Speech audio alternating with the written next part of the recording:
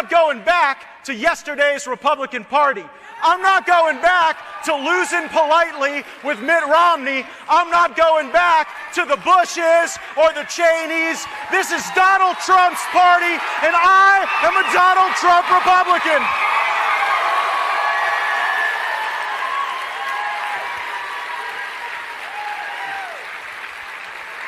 If you want to get the job done, if you want to drain the swamp, hire a Florida man. We've drained swamps in the state of Florida, and we know how to get the job done.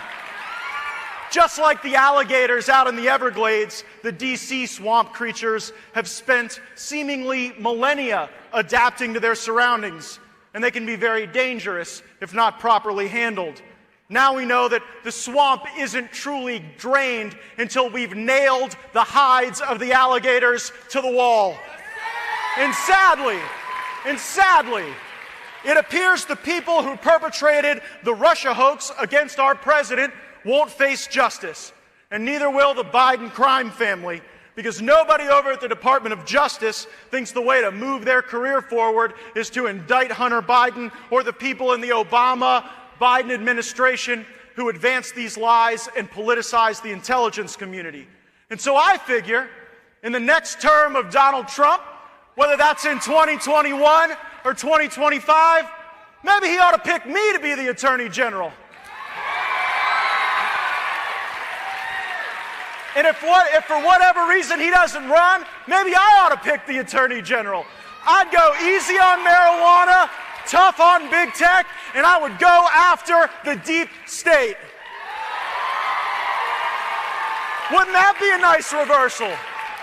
You see, our America First movement is only dangerous to those who would sell out our country to foreign interests abroad or special interests here at home.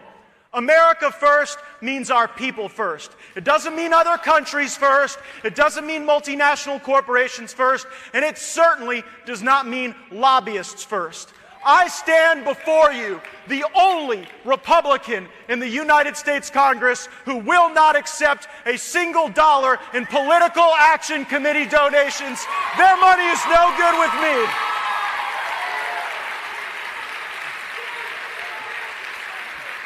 Our founding fathers did not pledge their lives, their fortunes, and their sacred honor to watch our generation of leaders go and prostitute ourselves to the highest America last bidder. Is there a single member of Congress who could take hundreds of thousands, sometimes millions of dollars from these lobbyists and PACs and special interests and honestly tell you that there are not strings attached? Is there a single American who would even believe that? America is precious. It is one of a kind. You don't sell a genuine original, and our government should not be for sale to the lobby corps. You see, elites in both parties, by the way, elites in both parties, they take too low of a view of what it is to be an American. They see the American people as an indistinguishable pool of producers and consumers, just interchangeable parts. Why pay an American for a job that a Chinese Uyghur chained to a sewing machine can do? It's why the elites craft trade deals that hollow out the towns and villages in our country for the sake of the sugar high of short-term greed. And if you don't believe America is precious, unique in all of human history, then you can be seduced into thinking that it can be replicated anywhere, but it cannot. Bush, Obama, Cheney, Hillary, Cheney again. They all believe that you can build American-style democracies out of sand and blood and Arab militias in the Middle East.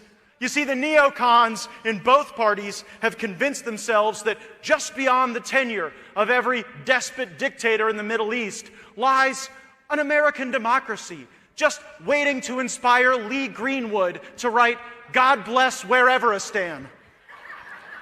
We inspire the world the most when we are the best, most inspiring versions of ourselves, not some expeditionary force trading villages back and forth in a long, bloody draw with the Taliban over 20 years. You know, Moses wandered the desert for 40 years. If we put Joe Biden or Nikki Haley or Liz Cheney in charge, they would easily beat that record. It would only cost us trillions of dollars and the blood of our bravest patriots. Now, of course, the world will always have bullies. But Donald Trump knows how you deal with a bully. You punch him in the nose and you give him a reason before they mess with you again. That's what he did when he took out Soleimani and al-Baghdadi and the leader of al-Qaeda on the Arabian Peninsula.